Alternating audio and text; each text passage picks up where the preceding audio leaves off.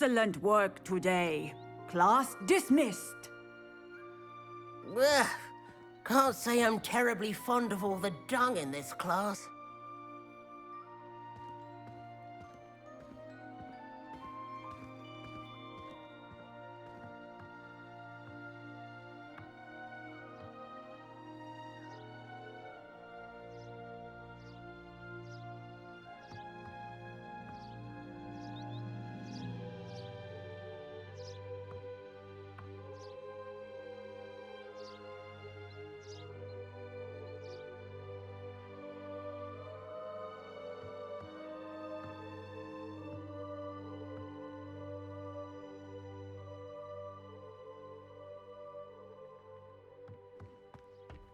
I take it you're ready to learn your new spell. I completed your assignment, Professor. I'm ready to learn Bombarda now. Good. Now, this spell comes with a caveat. It should only be used when necessary. The exploding charm, as you might suspect, can hurt people. Use caution when casting it.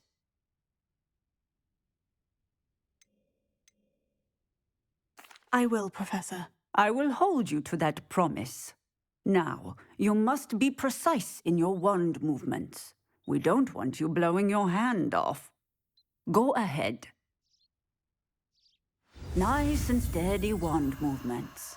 Remember, the exploding charm is highly volatile.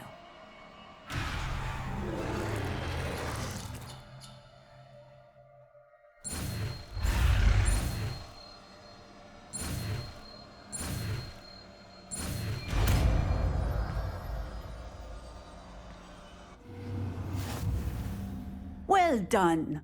Now, let us put it into practice, shall we? Go ahead and try it on the pumpkins.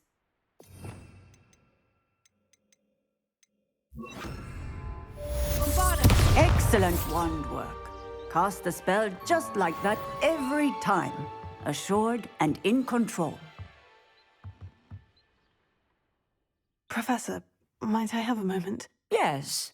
What is it? I was wondering, what inspired your interest in magical beasts? Are you considering some sort of profession in the field? I haven't decided quite yet, but I do find magical beasts fascinating. You do seem to engage well with the beasts in class. I believe that when choosing a path, particularly of a scholarly nature, one must take into account both one's enthusiasm for a particular subject, as well as how one may best serve the students to whom one is obligated to both inspire and teach. Of course, Professor. When did your path become clear? I recall it quite vividly. It was the summer between my 6th and 7th years.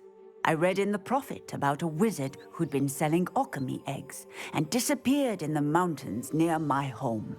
I knew of the alchemy, of course, from my studies, but they are native to lands east of here, such as India. I wondered if it was possible that an alchemy could be so nearby. Hence, I went to find it. What type of beast is an alchemy? It is a spectacular beast.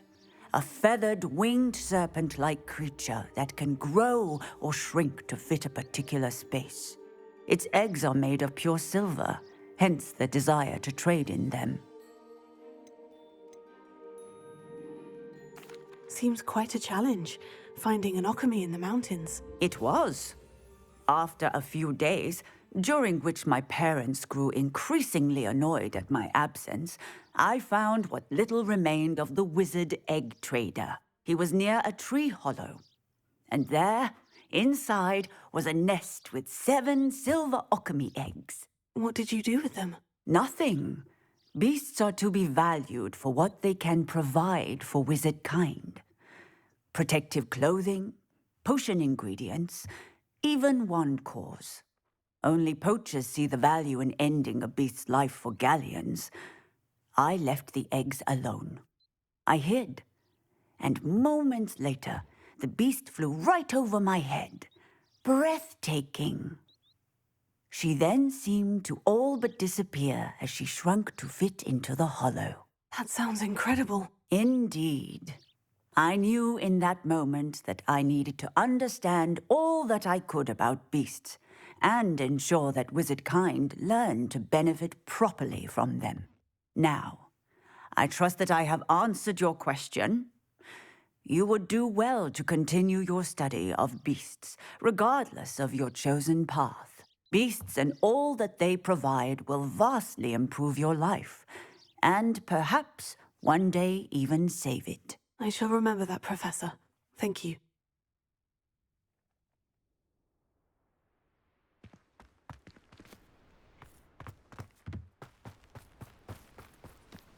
I hate to see a creature get put down like that. But trolls have no business in Hogsmeade. Revelio.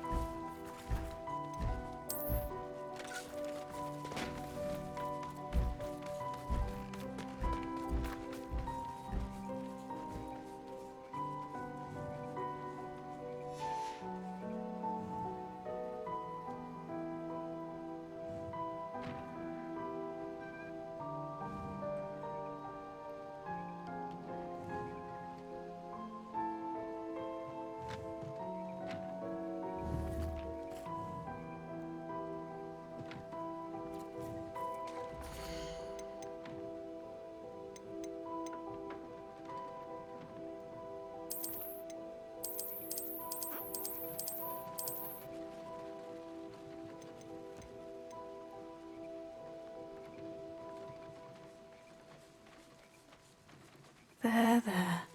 I'm not going to hurt you.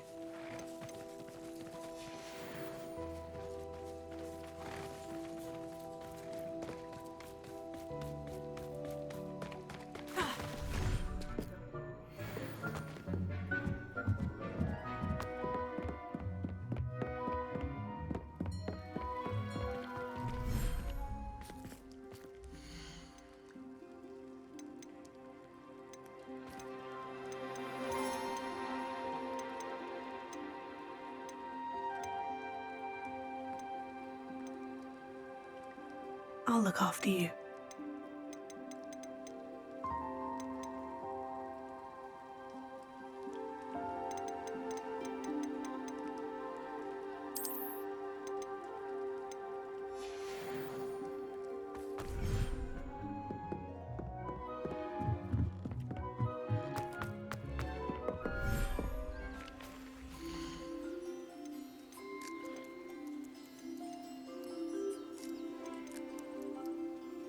Professor Howin will never believe this.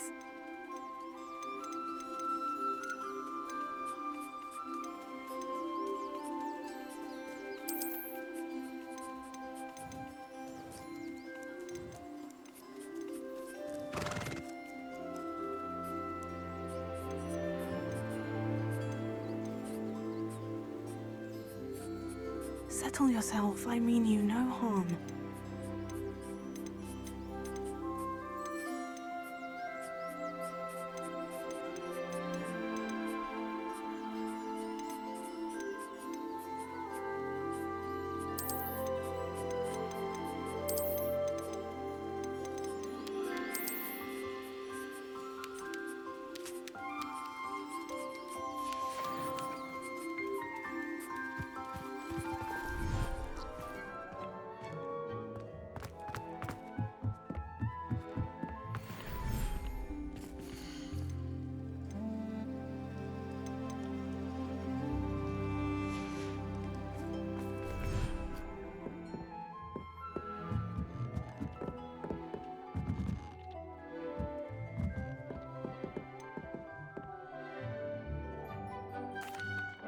Could you remind me what I'm to do with the Thestrals, Deke?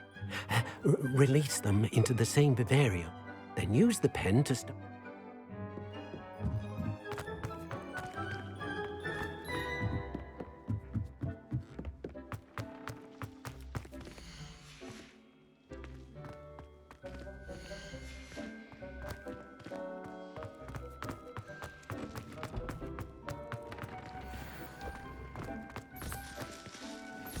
Nothing to identify, for now at least.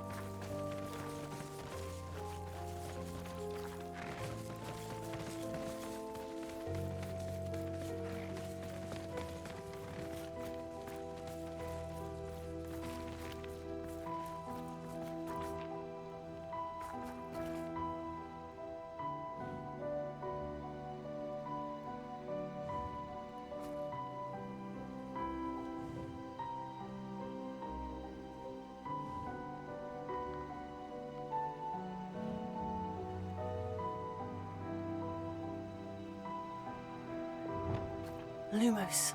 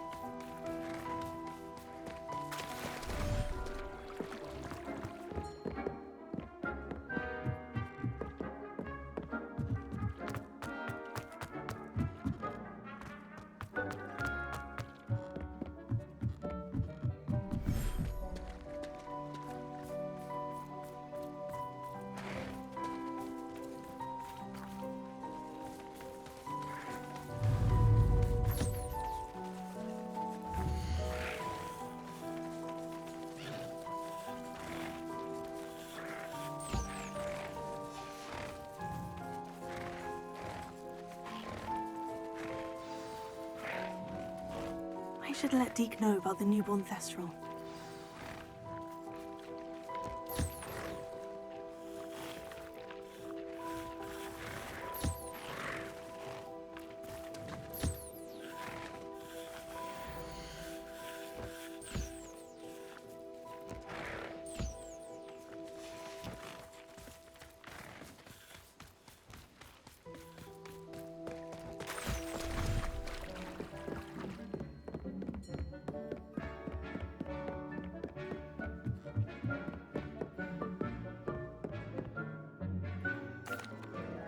Hello, Deke. You'll be pleased to know that a little Thestral was born. How wonderful to have more Thestrals in our world.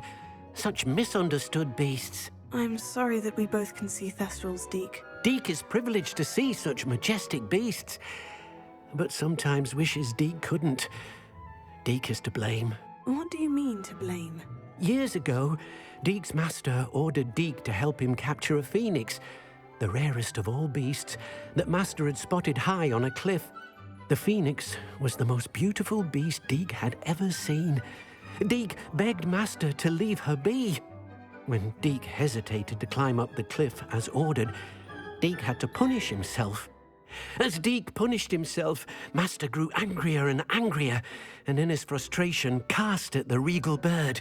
Deke suspects the phoenix was protecting eggs when it swooped down in fear and fury. Before Deke could reach him, master fell from the cliff.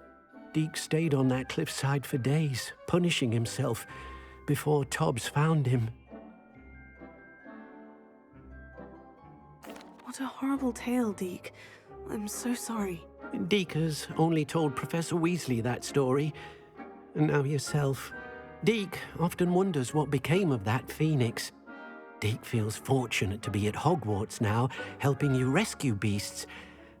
Perhaps Deke can make amends for what came before.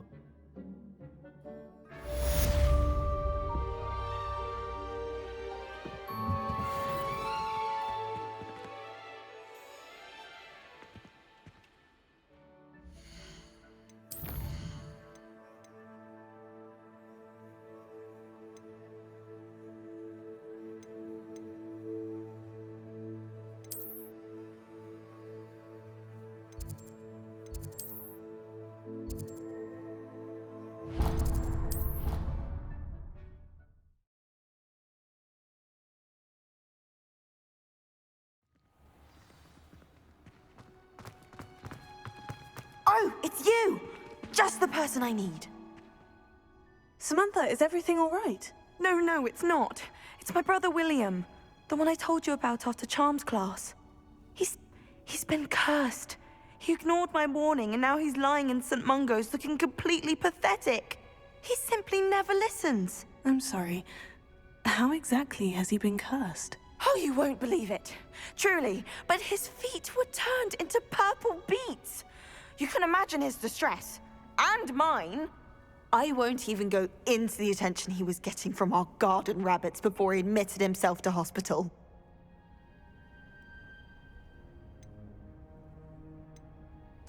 I'm so sorry. That sounds like a trying situation. I'm glad you understand.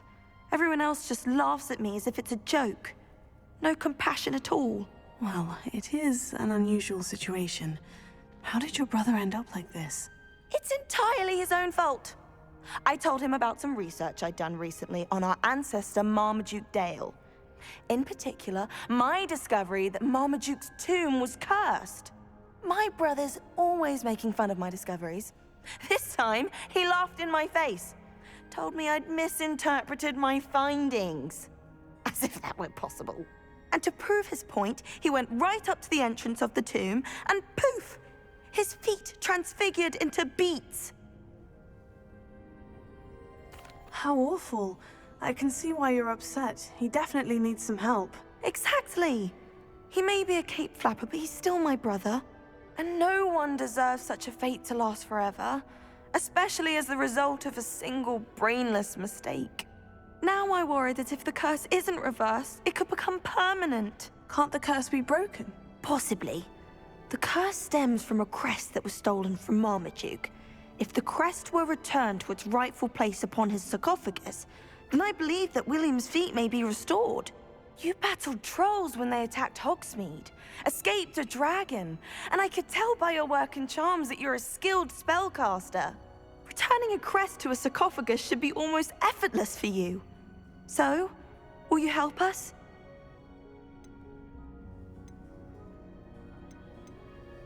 How do you know it's safe? I don't want my feet to turn into beets as well. Oh, but the curse only applies to Marmaduke's descendants, as my brother so aptly demonstrated. That's why I need your help. You're unrelated to my family, so the curse wouldn't affect you.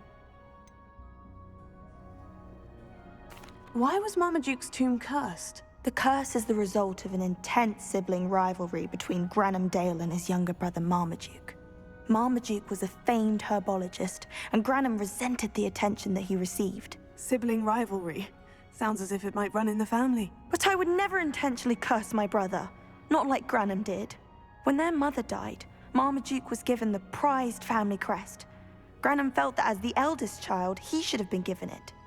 Years later, when Marmaduke died, Granham stole it and cursed the tomb so that none in the Dale family could ever pay their respects. Why is your ancestor so well known? He discovered the properties of several magical herbs and plants. He also uncovered numerous types of flora. The wizarding world owes him a great debt. His work not only impacted the discipline of herbology, but also potion making.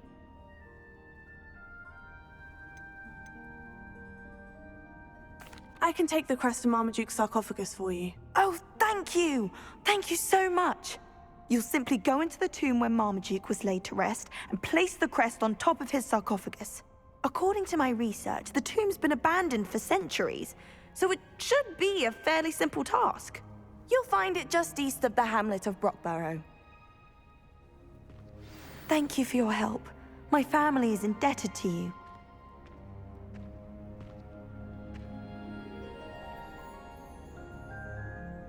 My brother's doing well, thanks to you. And he listens to me now. Turns out having beats for feet teaches a memorable lesson. What was it you needed my help with, Samantha? You were going into the...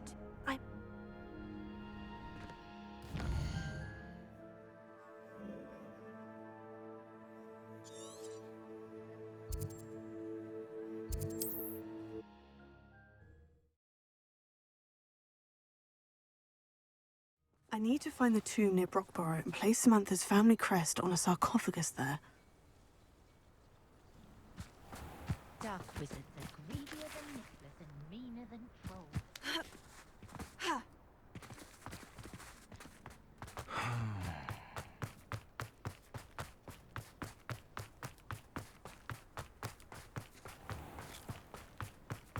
Welcome, welcome. Hello again, Mr. Thistlewood. Oh, it's you again, my favorite Hogwarts student. Never attended Hogwarts myself. In fact, I've never been more than a stone's throw from our humble hamlet. Now, how may I be of service? You never wanted to get out and explore the world around you. Hard to believe, isn't it? Especially for someone so young. But no, some folk just aren't born with the need to wander. My sister Helen, on the other hand, she saw some of the world in her time as an auror. But I'm happy here. What do you have for sale? Now, how can I help?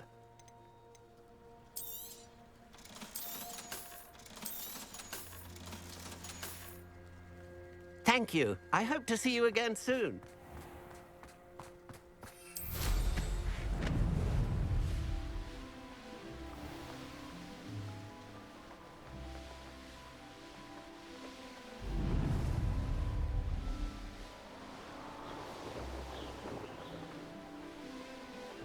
There's no telling what lies in wait for me in there. Revelio.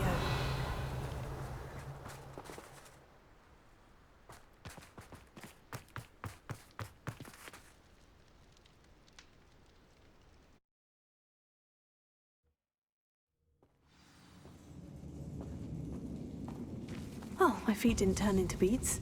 That's a good start. Revelio.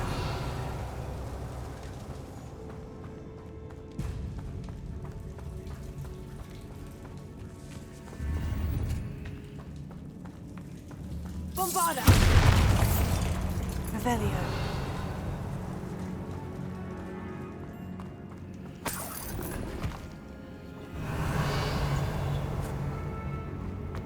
Should have known a herbologist would use Devil's Snare.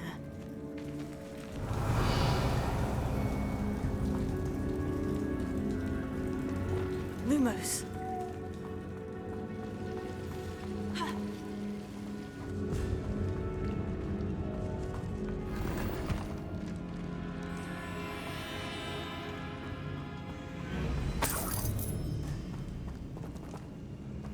Revelio.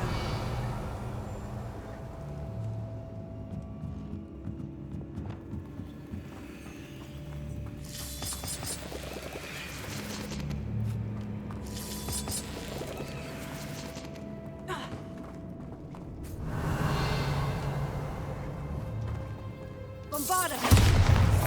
Revelio.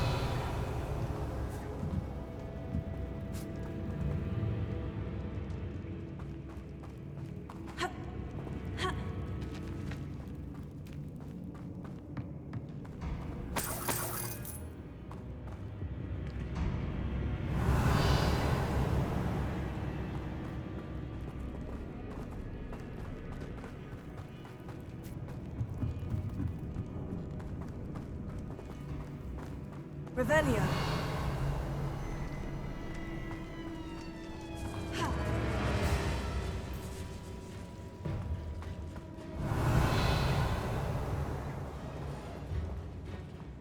Lumos.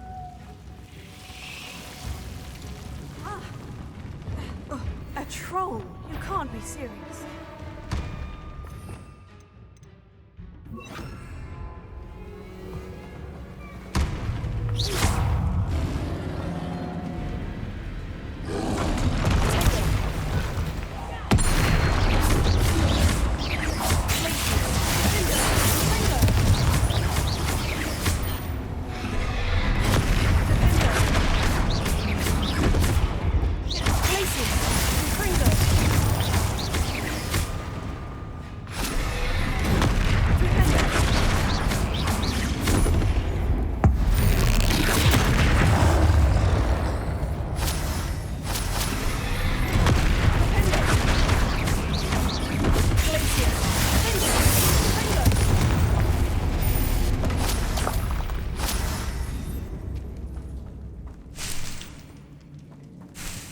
Revelio.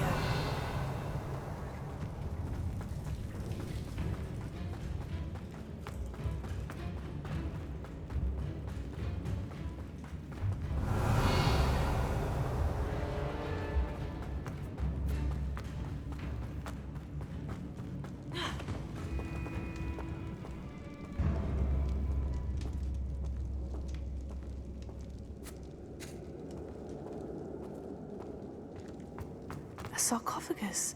This must be Marmaduke.